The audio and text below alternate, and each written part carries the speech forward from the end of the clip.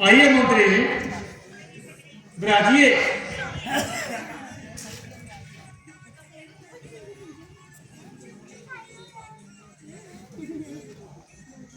मंत्री जी,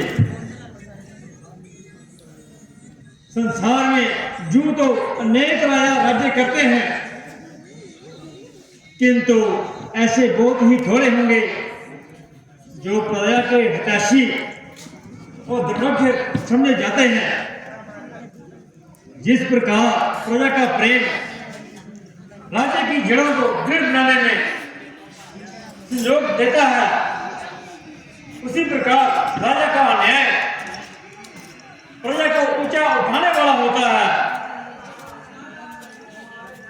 सदा से एकता के आश्रय से संसार चलता है। प्रजा और राजा से मिलकर ही कारोबार चलता है। इसमें क्या संदेह है महाराज?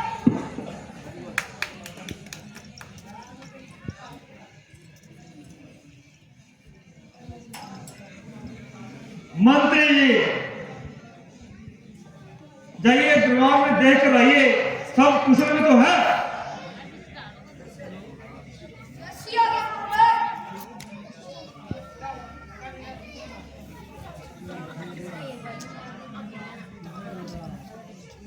आज मेरा मन बड़ा व्याकुल है।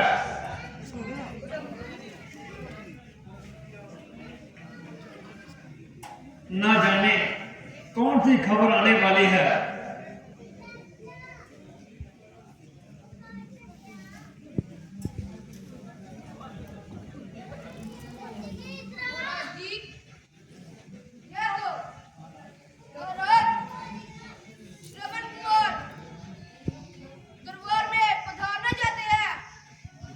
मंत्री जी, जाइए और श्रवण कुमार को आदर साहिब प्रभाव में ले आइए।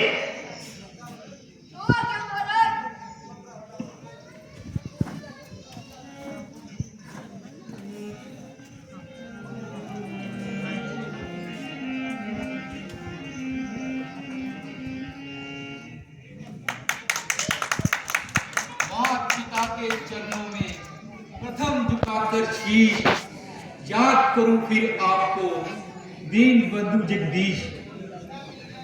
गुरु शिष्य जी के चरणों से मैं पाऊं आदेश, नमस्कार है आपको दशरथ अवध नरेश। आहा, शुभ दिन, शुभ पल, शुभ घड़ी, शुभ अवसर, शुभ लाभ। श्रवण देव मम नगर में आए हुए निहाल। निस्संदेह इस देव सम्मान कर सत्तर कष्ट विचार संसार में नमक एक अवतार। गुरुदेव, बड़ा बनकर नहीं आया, मैं बालक बनकर आया हूँ। तुम्हारे द्वार पर ही नाथ, मैं जाचक बनकर आया हूँ। कहो पुत्र, अपने आने का कारण कहो। नाथ, जिस प्रकार बिना पति के पत्नी और बिना न्याय के राजा पाप की खान होता है, उसी प्रकार बिना माता पिता की भक्ति के एक पुत्र का जन्म नरक के कीड़े के समान होता है।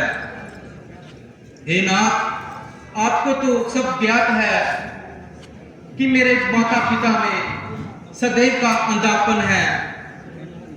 सो हे नाथ, वही मेरे लिए हर समय चिंता का विषय है। मैं चाहता हूं कि मिटे मेरा जीवन और आत्मा में उनकी बलाए, महारोगी बनूं मैं, दूर उनका रोग हो जाए। लो शाबक ऊपर हो जाओ, अगर कह दे जरा कोई, मैं अपने प्राण भी दे दूं, जो हो उनकी दवा कोई। परंतु बेटा, क्या तुम अपने माता पिता का अंधे होने का कारण जानते हो? नहीं जानता, परंतु जानने की अभिलाषा अवश्य है। अच्छा सुनो, तुम्हारे माता पिता समेत के अंधे नहीं है, उनको कोई पुत्र नहीं होता था। उन्होंने पुत्र प्राप्ति के लिए कठिन तप किया। तब ब्रह्मा जी ने प्रसन्न होकर कहने लगे, तुम्हारे भाग्य में पुत्र का मुख देखना नहीं लिखा।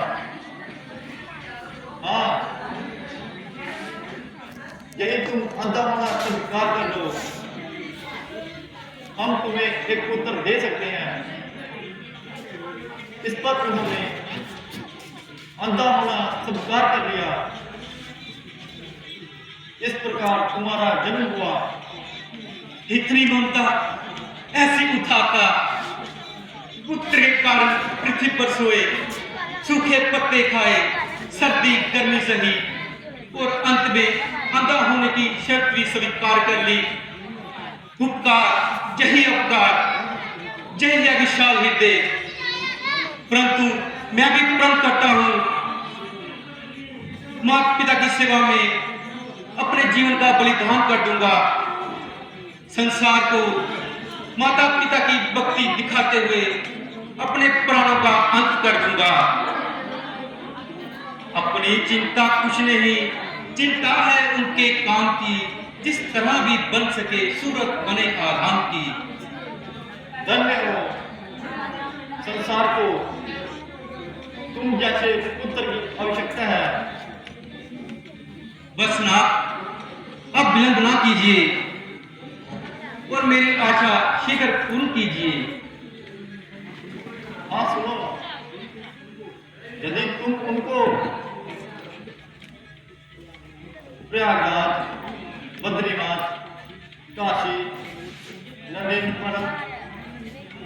आदि तीर्थों की यात्रा कराओगे तो ईश्वर की कृपा से उन्हें स्वस्थ पाओगे।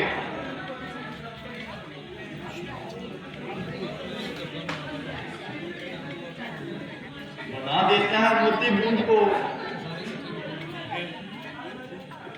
जो नसीब के घर में गाता है दाना खाक में और लाल पत्थर में।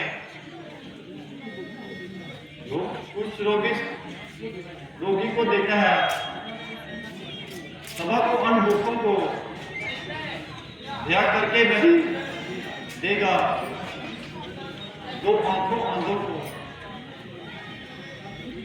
उपकार प्रभु, महाउपकार। मैं अभी ये समाचार माता पिता को जाकर सुनाता हूँ। मैं खाली हाथ आया था और जोली बनकर जाता हूँ।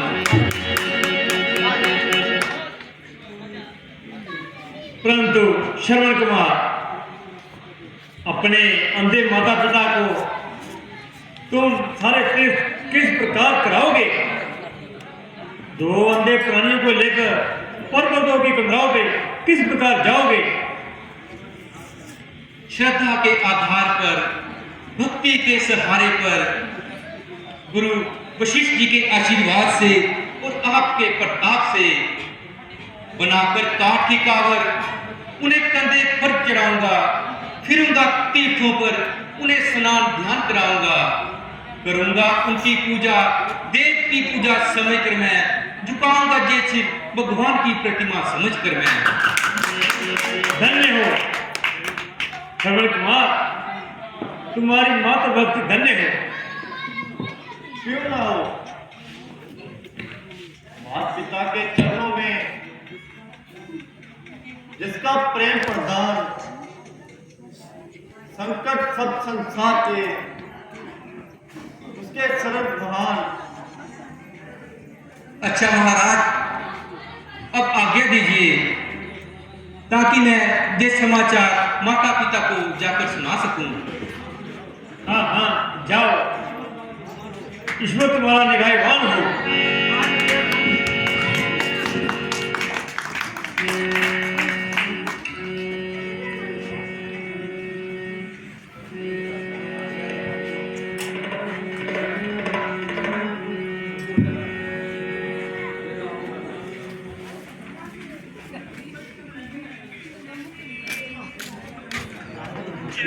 Bike cut